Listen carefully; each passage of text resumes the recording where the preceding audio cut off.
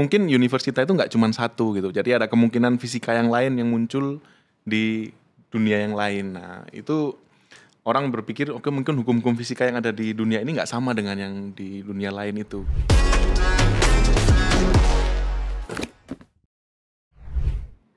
Selamat datang di Quid Pro Quo Podcast, di mana kita ngobrol-ngobrol santai dan kita ngobrol yang serius tapi pembawaannya nggak serius, dan kita kadang-kadang suka nggak penting pembahasannya tapi yang datang orang-orang penting. Kayak episode kali ini kita akan ngobrolin soal fisika kuantum.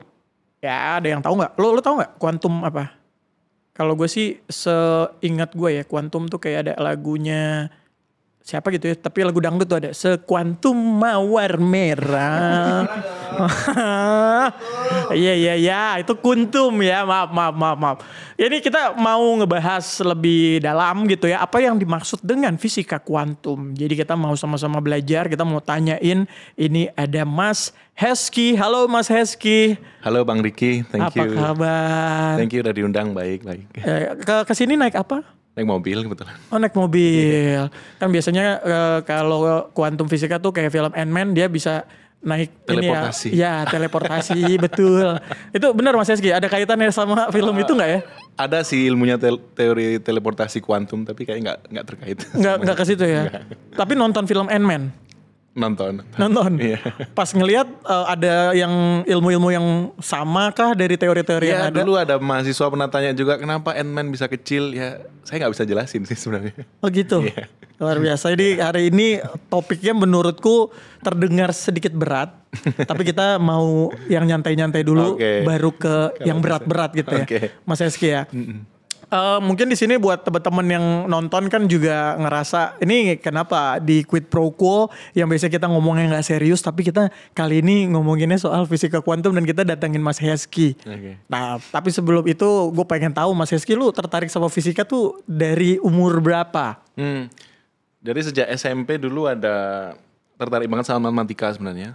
Kemudian guru fisika datang ke saya, kamu nggak mau nyoba ini, ada lomba fisika dan segala macam. Ternyata ketika aku jalani, fisika itu lebih menarik dari matematika karena ada aplikasinya gitu, nggak cuman angka-angka doang. Habis itu setelah SMP ya udah, dari SMA ikut-ikut lomba, ternyata kok seneng. Kuliah pun akhirnya nggak ada pilihan lain selain fisika kuantum, pilihan jurusan fisika itu gitu. Dan akhirnya dapat beasiswa ke Jepang dan seterusnya. Berkarir di dunia fisika. Iya. Berarti waktu awal masuk dan berkarirnya itu apa Mas yang dilakuin? Langsung meneliti atau? Ya mulai dari belajar teori-teorinya dulu, kemudian teori-teori itu dia praktekkan ke penelitian gitu sampai menghasilkan karya-karya. Salah satu karya apa Mas contohnya? Karya-karyanya misalkan ini ada material yang bangunan, bahan bangunan? Wah. Oh bukan. Kalau kita ngomong material itu material bukan material ya. toko.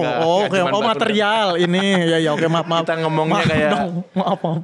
Bahan-bahan kayak compound kimia gitu ya, material karbon lah katakanlah gitu ya. Itu tebalnya cuma 1 atom, tapi kita bisa meneliti kalau material ini tuh bisa menyerap cahaya bisa sampai 100% gitu. Kalau karbon yang kita biasa buat gambar itu? Pensil. Itu ya? Ya itu. Itu di ini juga itu beneran material yang kita teliti, kalau kita bisa ambil sampai tebalnya cuma 1 atom, itu menjadi material yang paling kuat. Itu adalah material yang konduktivitasnya paling tinggi dan juga itu smart material gitu. Oh, dan itu diteliti ya? Maksudnya yang bisa digunain sama banyak orang akhirnya gitu ya. Tadi kalau karbon itu, ini jadi penasaran sih, jadi karbon yang kita pakai buat ngegambar itu, yang buat menduplikasi itu.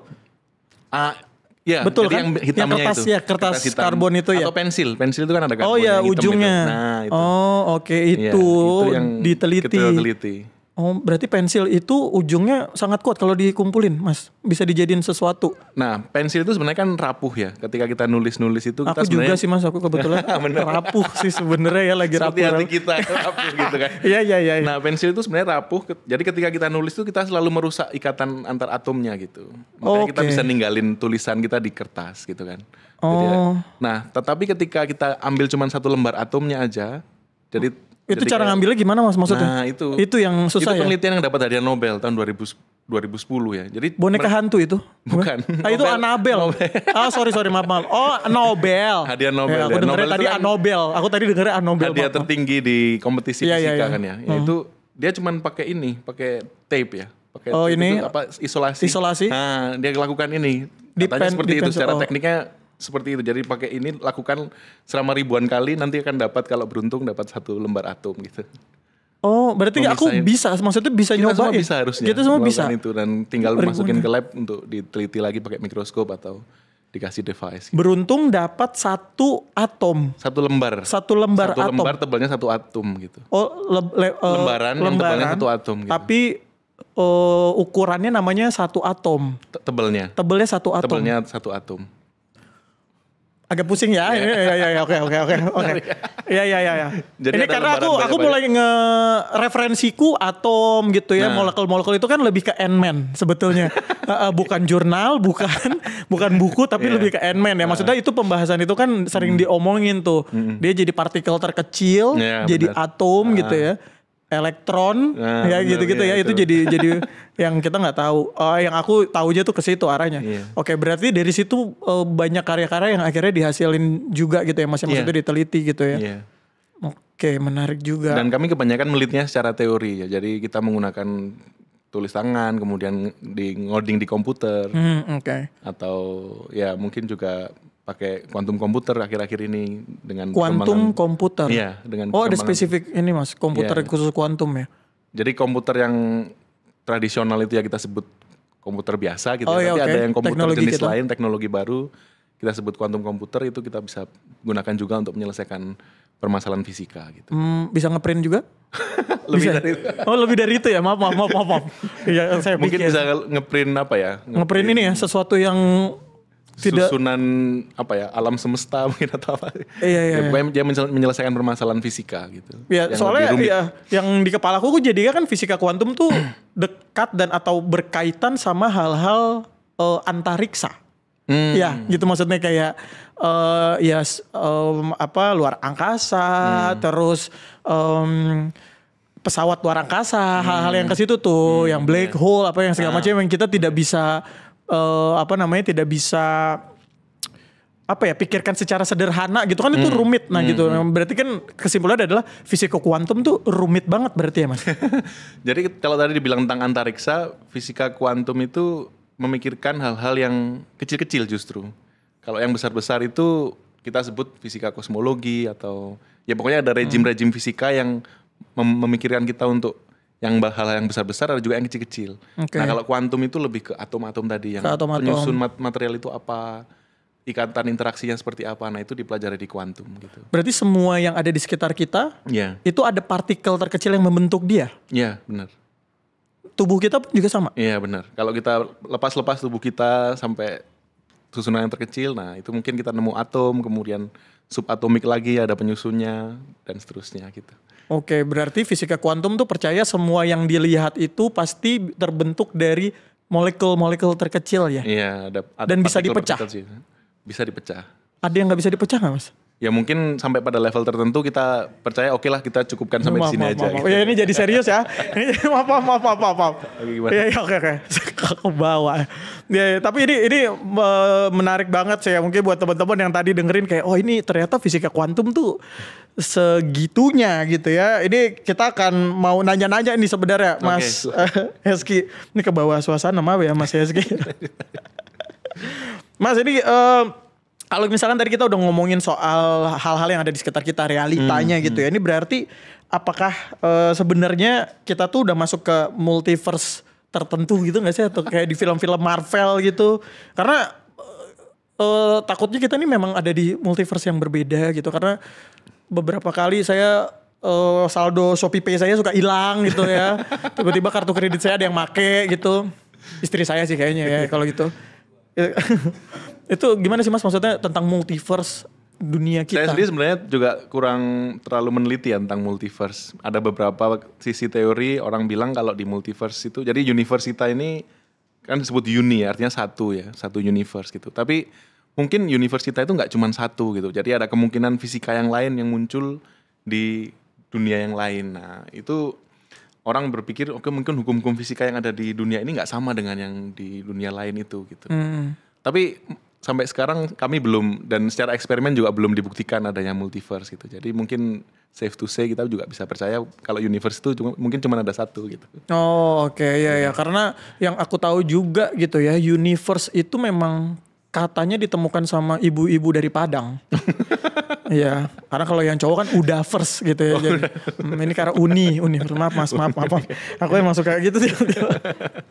Tapi emang ya tadi kita mungkin dari teman-teman juga udah bisa nangkep lah ya secara singkatnya tuh fisika kuantum tuh apa gitu ya. Yeah. Bahwa itu mempelajari hal-hal yang kecil. Ya, dari sisi mikroskopi kita mau mengangkat sampai ke dunia makroskopiknya, dan ujung-ujungnya kita mau pakai itu untuk teknologi, untuk kita sebagai human itu bisa meningkat kapasitasnya, dan mungkin teknologi kita makin cepat, makin ramping dan seterusnya gitu ya. Ya, jadi waktu itu di Jepang. Di Jepang ya. Ada spesifikasi jurusan yang memang atau memang fisika kuantum Ya, fisika namanya. Ya secara awam kita bilangnya itu fisika kuantum untuk material gitu. Kita ini. Jadi kita mencari properti material yang baru, sifat-sifat material yang baru, tapi menggunakan fisika kuantum toolnya gitu. Boleh kasih kesederhanaannya nggak Mas? Maksudnya materi yang baru tuh? Oke. Jadi kalau materi sekarang kita punya namanya electronics ya. Jadi ini teknologi kita yang ini. kita pakai. Iya. HP. Jadi itu kan ada elektron yang bergerak gitu ya. Tapi ke depan itu tidak hanya elektron yang bisa bergerak. Apa misalkan ada photonics. Photonics. Jadi cahaya yang bergerak. Jadi kita harapkan kecepatannya itu jauh lebih cepat daripada electronics misalkan. Tapi memang bukannya kecepatan cahaya memang paling besar kan? Iya, nah paling itu cepat. kita mau gunakan itu supaya elektronik kita bisa mencapai kecepatan cahaya gitu misalkan. Oh, lagi mau ke situ. Iya. Jadi endeavor manusia itu kalau kita bayangkan dulu kan komputer itu gede banget ya. Ya. Dengan kapasitas yang sangat kecil gitu. Misalkan komputer zaman dulu itu gede banget sebesar ruangan ini tapi kapasitasnya cuma 18 mega misalkan. Tapi sekarang kita punya flash disk yang ukurannya bakalan sejari kita. Ya betul, kecil tapi banget. bisa sampai 1 tera gitu. Ya. Itu artinya tujuan kita itu ke arah sana terus. Jadi supaya kita makin push, size-nya makin kecil, tapi kecepatannya makin besar dan kapasitasnya makin gede. Nah itu butuh teknologi baru. Salah satunya kuantum itu. Oh, yang bisa menjawab. Iya, makanya makin kecil harusnya jadi makin banyak ya kapasitasnya ya. Itu emang lumayan teknologi yang harus ya berubah paradigmanya gitu. Iya, karena dulu saya pakainya sempat sekolah pakai disket tuh Mas. Iya benar. Iya kan, disket yang gede. Anak-anak zaman sekarang nggak ada yang ngerti tuh disket. Iya, dan nyimpennya kan juga kecil gitu. ya kan itunya. Jadinya benar-benar beda banget seperti yang sekarang ya. Iya, HP bisa dilipat. Ya itu, kan? Iya. Bisa dilipat 4 Iya. ya. Oh, sorry. dilipat. Enggak, soalnya banyak banget sekarang lipetan-lipetannya kan Iya, ya, handphonenya ya. Yang dan HP yang dilipat itu kami udah tahu conference-nya itu sejak 15 tahun yang lalu gitu, bahwa memang ada material yang tadi saya sebut. di masa depan tuh bakal ada handphone dilipat. Ya pada waktu itu tahun Mas Rizky 2011 itu oke. kami udah di sana terus Udah nyoba sempet lipat. Enggak, cuman ada proposalnya, bahkan ada flexible display orang istilahnya gitu. Oh, oke. Jadi itu dengan material yang kita teliti itu namanya grafin itu. Iya. Grafin. Ya aku curiga jangan-jangan emang orang dulu nyobain kali ya patah gitu ya, nyobain patah gitu kan kalau nggak pakai perhitungan fisika kuantum kan dia nggak mikirin elastisitas dari segi itu tapi menurutku sebuah terobosan yang keren sih. Dan kadang kita nggak sadar bahwa itu butuh effort yang luar biasa untuk menghasilkan teknologi seperti itu. Iya. Kadang kita take it for granted gitu. Iya, ini aku curiga jangan-jangan nanti bakal ada pulpen yang bisa dilipat juga kali ya, atau jari kita bisa mengeluarkan sesuatu yang bisa ditulis-tulis mungkin ya. Karena pasti butuh hal-hal yang mempermudah kan hitungannya jadinya ya. Kalau teknologi itu mempermudah kita manusia kan untuk menggunakannya gitu. Ya kayak dulu kan ini kan sebenarnya teknologi yang kayak gini berarti kan bisa diteliti juga kan Mas. Maksudnya kayak tiang mic ini nih. Iya. Ya kan, siapa tahu ada mic yang memang semakin kecil dia kita podcast. Iya. Ya kan dan bisa dilipat-lipat. makin tinggi, nggak kelihatan. Nggak kelihatan. Gitu. Bisa harusnya. Iya. Menarik sekali ya. Ini sangat seru sekali buat teman-teman ya ini tentang fisika kuantum. Oke, Mas, ini ada pertanyaan lagi. Mas, selama riset kuantum, Mas Rizky pasti banyak mikir soal partikel, atom gitu ya. Pernah nggak tiba-tiba pusing terus mikirin udah gue malas, gue pengen jadi tukang pecel lele gitu, pernah nggak? Maksudnya dia ganti pekerjaan gitu atau ganti meneliti yang lain gitu? Kadang juga di dunia penelitian tuh kadang ya ada stucknya, ada bosennya. Walaupun itu penelitian yang kita senengi banget ya gitu, kayak jiwa kita menyatu di situ gitu kadang. Tapi kadang melihat orang lain kok kayaknya kerjaan mereka lebih enak, lebih gampang. Jadi konten kreator gitu misalkan. Mungkin ya. Jadi artis gitu ya. Iya, jadi main sinetron ya kan, Mas Heski main sinetron.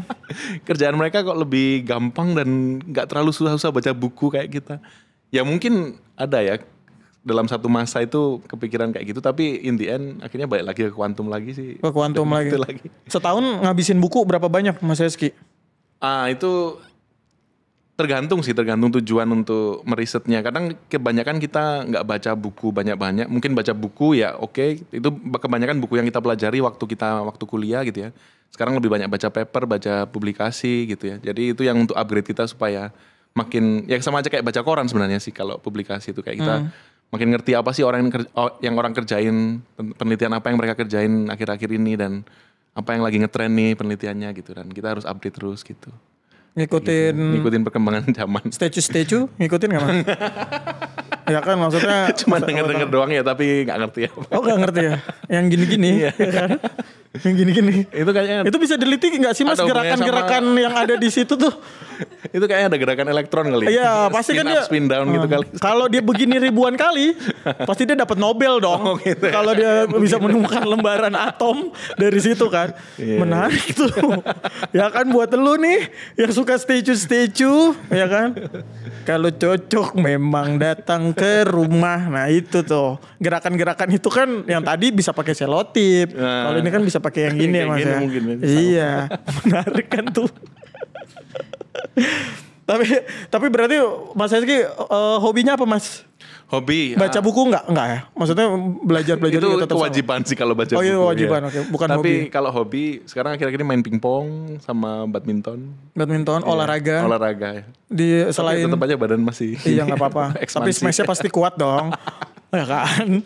Ya masih level amatiran lah. Oke, berarti olahraga ya memang aktif. Pingpong dan badminton setiap minggu ada. Itu kalau di kantor bisa setiap hari, setiap siang gitu main pingpong sama temen. Karena untuk mikirin ini. Ya melepas penat ya. Iya melepas penat. Pusing gitu. Iya benar. Tapi kalau kita mikir banget tuh beneran keluar asap gak sih Mas di kepala kita? Pernah enggak ya? Soalnya kan saya kayaknya suka gitu ya. Suka dikasih lihat itu orang kalau mikir banget kepalanya tuh panas gitu. Iya sampai sekarang belum pernah. Belum pernah ya? Iya. Diisengin temennya gitu, dikasih asap rokok gitu gak pernah? Itu paling dibakar sih. Lagi. Berarti hobinya selain olahraga apa? Nyanyi. Lagi Mas? Nyanyi? Iya. Di TikTok? Enggak? Enggak sih. Dulu pernah aku di conference tuh nyanyikan lagu Quantum gitu. Jadi ada judul diciptain sama Mas Heski? Enggak, bukan aku cuma nyadur dari orangnya itu. Yang tadi dong sekuantum mawar, bukan? Apa Mas Quantum apa lagunya? Jadi dulu ada orang menggubah Bohemian Rhapsody gitu ya. Tapi itu dibuat kata-kata kuantum gitu. Jadi kayak bahasa Inggris berarti. Dalam bahasa Inggris. Nah, itu di YouTube-nya ada si Acapella Science itu.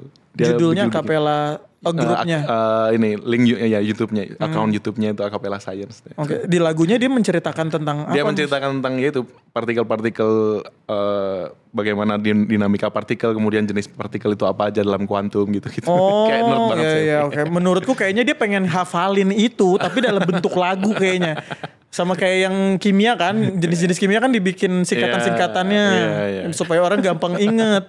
Oh menarik tuh pendekatannya, jadi orang kalau mau tahu tentang itu bisa dengerin itu ya. Iya bisa dengerin pakai lagu gitu. Dan Mas Heski nyanyi lagu itu. Iya. Nggak mau nyobain lagu. Karena waktu itu kan conference. Mas Agnes Monica gitu loh lagunya.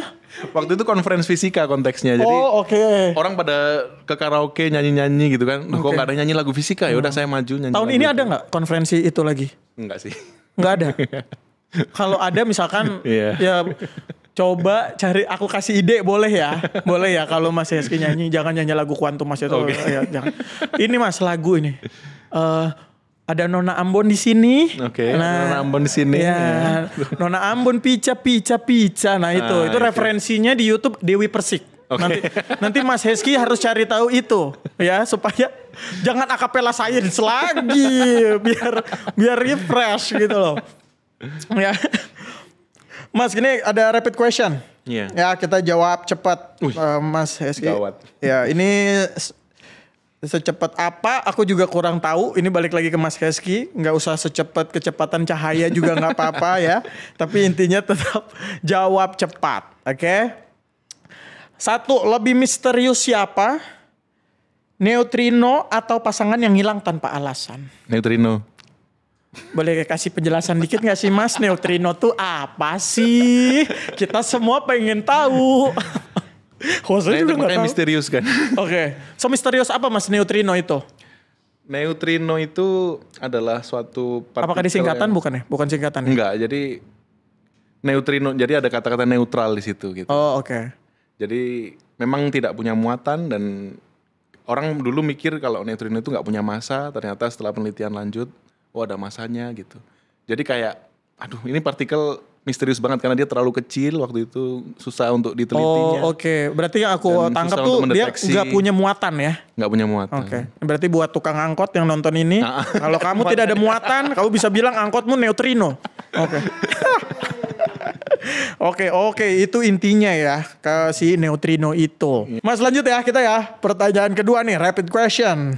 Lebih gampang hitung mana?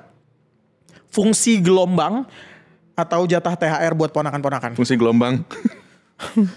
Lebih gampang hitung. Karena fungsi gelombang itu Rumusnya ngitungnya apa Mas? pasti gitu. Ini persamaan Schrödinger ya. Apa Mas? Persamaan Schrödinger namanya. Nama orang. Oke, nama orang. Schrödinger. Schrödinger. Oke. Itu udah pasti kalau jatah THR, waduh kapan THR keluar pun itu lebih nggak pasti lagi dari Iya, kuantum karena kan gitu. ponakan terus bertambah ya Nah, kadang-kadang itu ya lagi. kita nggak bisa.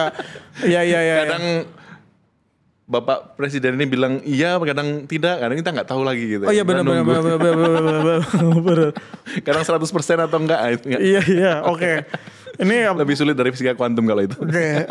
Bahkan Mas Heski aja lebih memilih fungsi gelombang Iya, gampang benar. Itu dihitung lebih, ya. Lebih pasti dihitungnya. Iya. Lagi Mas ya. Nih pertanyaan selanjutnya. Kalau bisa bikin alat teleportasi, tujuan pertama ke lab paling canggih di dunia atau ketemu mantan? Saya punya banyak mantan ya. Oh ada, oke. Nice. Enggak, bukan mantan yang dengan pasangan hidup, tapi mantan profesor juga ada. Oh, jawabannya terlalu kuantum. diplomatis. Tapi mantan pacar ada berapa Mas Heski? Jujur. Ada satu. Satu. Iya. Sekarang sudah berkeluarga kan? Sudah. Oh ini berarti ini satu ini termasuk yang sebagai Enggak. istri? Oh enggak sebelumnya aja. Sebelumnya. Oke. Belajar mulu kayaknya ya Mas Heski ya. Iya. Pilih kemana nih Mas? Kalau ada Ya teleportasi tadi. iya pertanyaan. Ke lab yang canggih itulah. Nggak ke mantan yang satu itu ya, nggak usah ya. Oh, karena udah selesai lah ya. Ke lab yang paling canggih di Iya. dunia. Atau ke bulan lah sebenarnya. Ke bulan? Iya. Kalau Bulan apa? Kalau boleh tahu ada bulan Datang Januari. bulan ya. Oh. Kenapa pengen ke bulan? Kenapa pengen ke Ya bulan? pengen tahu gitu. Katanya orang di bulan itu gravitasinya lebih ringan. Nah, saya pengen merasa lebih ringan gitu kan. Saya Oh iya benar sih. Meskipun sempat kontroversial katanya bohong ya dulu ya Amerika bikin pertama kali mendarat ke bulan. Ya bisa dipercaya bisa enggak. Iya. Ya kalau agak aneh juga ya jawabannya pengen ke bulan ya teleportasinya ya. Tapi di bulan itu kan yang aku tahu kita itu memang tidak ada gravitasi kan Mas? Ada tapi lebih kecil. Oh kita bisa tetap menapak? Bisa menapak tapi bisa kayak terbang-terbang lebih, bisa lompat lebih tinggi gitu. Oh kayak lagunya Ceylon Seven ya? Iya melompat lebih tinggi. Melompat Ya, itu di bulan aja gitu. Dia referensinya bulan dia. Oh iya. Jadi kalau kita rasanya berat sekarang 80 kilo mungkin di sana kerasa seperti 60 kilo gitu. Oh nggak jauh ya, cuma turun 20 kilo ya itu sih ya. Ya lumayan itu berapa persen. Oh itu yang ini ya katanya kalau kita ngelompat itu bisa jaraknya bisa lebih cepat gitu ya. Lompatnya lebih tinggi loh. Oke. Sama Mars kalau sama planet Mars? Mars ukurannya lebih besar jadi mungkin ya nggak terlalu jauh beda sama bumi. Lebih kecil tapi lebih ringan kita di sana tapi nggak terlalu jauh beda. Oke. Luar biasa. Kalaunya pengennya naik teleportasi ke bulan. Oke. Lanjut Mas Heski ya. Jago fisika pacarannya tuh di bioskop atau di lab belah kodok? Enggak sih kan Fisika sebenarnya nggak belah kodok ya Mas? Enggak. Mana? Kita belah apa ya? Belah durian juga enggak. Bener boleh. Musangking kan maksudnya. Ya. Di fisika tuh prakteknya kan ya itu ya lebih ke momentum gitu-gitu. Iya. Magnet aku dulu sempat Iya magnet. beli di pasar waktu itu. Tapi biasanya kita cari. lebih seneng ke perpustakaan kali. Oh gitu. Oh kalau jawab pilihan 2 ya udahlah. Di mana tadi ya? Di bioskop. Di bioskop ya berarti. Ya harus kayak orang normal nggak sih Mas sebetulnya? Semuanya serius banget dari tadi. Masa kita di lab terus pacarannya? Kan pacarnya mantan-mantannya memang tertarik sama dunia fisika juga? Enggak? Kebetulan istri saya orang fisika juga. Oh, memang satu industri. Berarti kalau berantem ada ini ya, perhitungan kuantum mau nggak? Iya. Kamu taruh handuk di atas kasur, ini bahasa beratnya meresap ke dalam gitu. Nggak gitu ya? Nggak, itu terlalu ya? nerd ya. Iya. Atau ini Mas menentukan mau masang lukisan gitu di rumah gitu ya. Ini harus dipaku menggunakan tekanan. Harus pakai tekanan berapa kemudian gayanya berapa newton dan kemiringannya berapa gitu. Terlalu repot ya gitu ya. Menarik.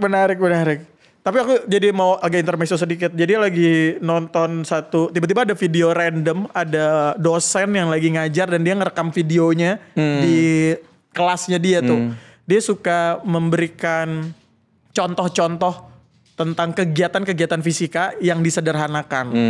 Nah itu menurutku lumayan menarik tuh, jadi lumayan banyak tahu. Kayak corong yang ada bola pingpong kalau kita tiup. Ya itu termasuk hal-hal fisika yang bisa dipelajari juga ya Mas? Iya, dalam kehidupan kalau kita tiup dia tidak bisa naik gitu kan. Bener. Tapi kalau dia kebawahin kita tahan terus kita tiup sepersekian detik dia akan tertahan gitu ya. Oke, ya itu aja sih, aku ada video-video random yang ternyata aku juga tertarik. Itu bisa kita praktekkan, namanya persamaan Bernoulli itu tadi, untuk menjelaskan itu termasuk dalam menjelaskan bagaimana pesawat bisa terbang misalkan. Oh gitu. Itu konsepnya sama. Itu kan udara yang bergerak gitu. Iya. Di fisika tuh aku nggak tahu ya, maksudnya di ilmu lain juga sama, tapi menggunakan nama-nama penemu ya rata-rata kayak Bernoulli itu memang si Bernoulli yang nemuin yang meneliti. Sama kayak tadi sebelumnya apa Mas? Schrödinger. Iya. Oke, keren ya namanya. Ya mungkin suatu hari. Iya sih. Persamaan Ricci keren juga tuh ya, benar bisa sih. Persamaan siapa ya misalkan Mulyono gitu bisa ya. Bisa juga. Enggak, misalkan kan ada om gue namanya Om Mul dipanggilnya di rumah. Lagi ya Mas. Partikel favorit. Nah ini ada pilihannya nih, partikel favorit nih. Boson, fermion apa Bon Jovi? Bon Jovi bener. Kenapa Bon Jovi partikel? Boson, fermion dan Bon Jovi. Bon Jovi ya. Di lagu yang apa? It sing a song of the broken hearted gitu. Ini lagunya. Jangan si Quantum lagunya itu. Saya. Tapi boleh jelasin sedikit Mas tentang boson sama fermion tap. Boson itu partikel yang mau berkeadaan sama. Oke, satu-satu ya. Boson adalah partikel yang mau berkeadaan sama. Jadi dia sukanya ngumpul. Oke, berkeadaan yang sama tuh maksudnya sepenanggungan jadinya gitu ya. Senasib sepenanggungan. Ya kalau istri aku nonton, aku boson sama kamu ya. Ya, ini Mas Heski udah ngasih penjelasan bahwa kamu adalah partikel bosonku. Ya kan? Oke, kalau fermion. Kalau fermion dia nggak mau berkeadaan sama. Jadi kalau dia deket banget dia pasti cenderung tolak menolak gitu. Oh, ini ciong ya, kalau orang Cina bilang tuh ciong, nggak cocok ya. Oke. Ini buat orang-orang yang belum bayar utang, fermion gue. Kalau misalkan belum bayar utangnya. Oke. Menarik. Itu biasanya ada di mana Mas partikel-partikel itu? Ya itu ada dalam kehidupan sehari-hari. Elektron itu adalah fermion misalkan. Oh, elektron itu adalah fermion. Cahaya itu boson gitu. Oh, cahaya. Nah, kita mengklasifikasi material itu supaya kita makin memahami gimana cara mereka menyusun diri mereka sendiri. Oh, oke. Mau mereka tuh partikel-partikel itu ada di situ ya. Oke. Menarik. Oke Mas, ini terakhir ya, rapid question ya. Lebih percaya mana? Ada UFO apa ada tuyul? Mereka punya 2 job desk yang berbeda. Iya kan? Harusnya tadi ya. Oh enggak, orang fisika gak percaya setan ya? Ini aku agak menyimpang sedikit nih, karena tuyul kan termasuk setan nih. Apalagi Indonesia kan kita sangat dekat sama hal-hal mistis. Iya sebenarnya kalau roh itu saya masih percaya. Oke. Setan ya mungkin kalau kita ibaratkan roh ya mungkin itu termasuk ya, tapi ada dalam iman ya nggak tahu ya. Oh, okay. Ya kalau nggak tahu aja gitu. Ya. Tapi, itu nggak boleh. Tapi kita nyoba lah sesuatu mendekati sedekat mungkin dengan kenyataan gitu ya, dengan apa yang bisa kita pahami gitu. Okay. Kayak contohnya ini gelombang radio atau gelombang elektromagnetik yang nggak kelihatan itu dulu juga orang pikir itu gaib gitu kan. Oh iya betul. Yang nggak kelihatan. Sinyal HP gitu Sinyal ya. HP ya. Iya. Sekarang kita bisa manfaatkan itu jadi teknologi gitu. Karena kita ngerti sains gitu. Menarik sih, betul. Kalau misalkan kita, ya maksudnya kan kayak pengetahuan sama agama tuh nggak bisa dicampur-campurin kan. Maksudnya Ya, ada menurut saya yang mendingan beda dulu. ya mendingan di kita pahami masing-masing aja Iya. gitu ya. Berarti UFO sama tuyul lebih Nah, percaya itu mana nih Mas? Kalau Bingung kita balik juga lagi. sebenarnya dua-duanya. Tapi UFO nggak. Nah, UFO itu kan sebenarnya unidentified flying object gitu ya. Kalau kita mengidentifikasi itu berarti bukan UFO lagi. Tapi Iya, benar jadi sih. identified Ya flying karena object. harusnya yang tidak bisa teridentifikasi ya. Iya, jadi ya udahlah UFO aja daripada Dibanding tuyul. tuyul. Soalnya pernah ketemu tuyul juga kan? Ada sih jalan kadang orang yang botak licin gitu. Oh iya beda tapi. Beda dong. Kalau itu memang manusia botak kalau itu.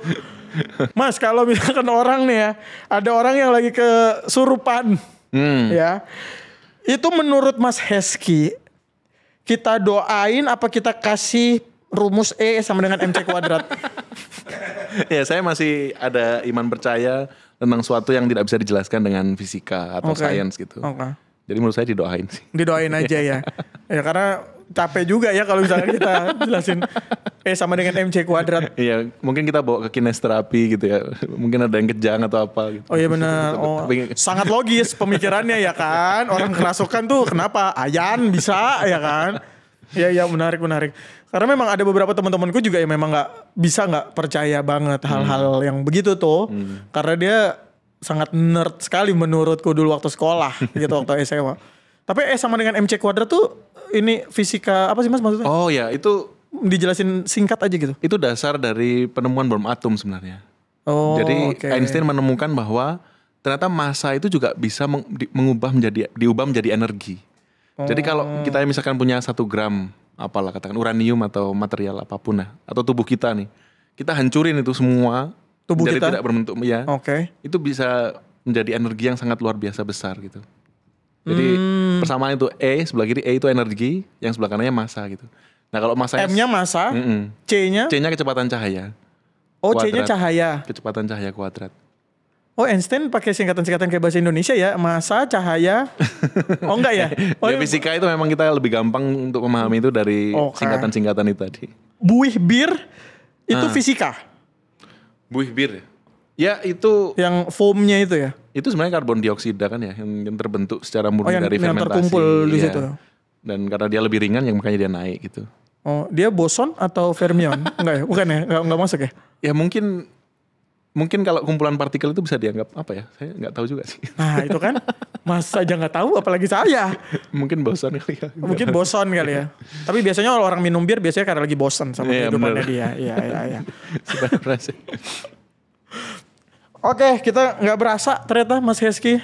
Kita udah ngobrol dari tadi ngomongin soal fisika kuantum. Ya ini thank you banget Mas Hesky buat waktunya. Thank you. Ya buat bercanda-bercandanya. Maaf ya kalau saya kadang-kadang suka kebawa. Saya nggak bisa serius lama-lama Iya. sebenarnya Mas Hesky. Saya bawaannya terlalu serius ya, sorry juga. Iya nggak apa-apa. Karena saya Tapi- dulu kalau di kelas maaf Mas Hesky saya potong. Saya nggak bisa dengerin guru lama gitu biasanya. Saya biasanya ya udah mendistraksi apapun gitu. Ya, thank you banget sudah diundang. Jarang banget orang yang mau appreciate kami orang fisika yang kegiatannya selalu serius gitu ya di lab dan nggak pernah diekspos orang. Dan kami juga enjoy aja sih nggak pernah diekspos gitu. Tapi ada kesempatan Akhirnya ada sekarang. etalasenya ya. Bener juga. Kan biasanya kalau kita undang misalkan penyanyi gitu ya, kita biasanya di akhir-akhir itu suka nanya Mas Hesky. Iya. Kira-kira nextnya akan ada event apa, tampil di mana gitu lah ya, akan ada karya apa. Nah mungkin kalau teman-teman fisika nih akan ada apa yang bakal diteliti lagi atau Oh, ada iya. kisi-kisi teknologi baru kayak gitu Mas Hesky. Jadi tahun ini 2025 itu pas dengan 100 tahunnya kuantum gitu. Gimana? 100 tahun Oh mekanik. kuantum ulang tahun. Iya, Oke, ke 100 tahun. Iya. Jadi Oke. ditemukan pada zaman Heisenberg dulu 1925. Sekarang 100 tahunnya gitu. Jadi ini adalah quantum year kita sebutnya. Tahun Seluruh dunia ini. Oke, kuantum ya. Quantum year dan ada multi-billion dollar investment sebenarnya di seluruh dunia untuk membangun komputer kuantum, untuk membangun berbagai macam teknologi kuantum dan seterusnya. Itu sangat penting. Jadi itu permasalahan ini sebenarnya di Indonesia, permasalahan kedaulatan suatu negara. Jadi kalau teknologi kuantum itu benar-benar terlaksana dengan komputer kuantum yang benar-benar ada, itu bisa misalkan rekening Bang Ricky bisa terhack gitu ya, dengan mudah dengan teknologi kuantum misalkan. Itu ada hacker bisa masa depannya nanti bisa ngehack pakai kuantum. Iya, komputer kuantum. Oh, pakai komputer lebih kuantum. Gampang, ya, lebih gampang untuk dibobol gitu. Wah, nah itu ada permasalahan security, permasalahan antar negara yang akan benar-benar seru kalau kita nggak mau catch up dengan teknologi yang ada itu. Maka ke depan riset kuantum ini jadi makin seru sebenarnya. Akan ada event untuk merayakan 100 tahun kuantum itu kan, Mas? Udah, kami minggu lalu di BRIN sudah merayakan 100 tahun kuantum. Kita bikin ya pemikiran bersama gimana nih ke depan Indonesia mau gimana riset kuantumnya dan seterusnya. Ya. Dan di seluruh dunia juga barengan ini ada event itu. Tadi saya mau nyaranin kalau memang ada acara BRIN, bintang tamunya ada bintang tamu kalau bisa Ariel Kuantum. Gitu. Oh iya. Oh iya maaf. Benar juga bisa. Iya kan ada tumtumnya kan Mas. Yang penting kan ada tumtumnya gitu loh. Thank you Mas Heski, thank you juga buat teman-teman semua yang udah nonton. Kalau misalkan ada ide atau ada saran kita mau undang siapa lagi di Quid Pro Quo, komen aja di bawah, jangan lupa like dan subscribe. Thank you Mas Heski, thank you, bye bye, God bless you.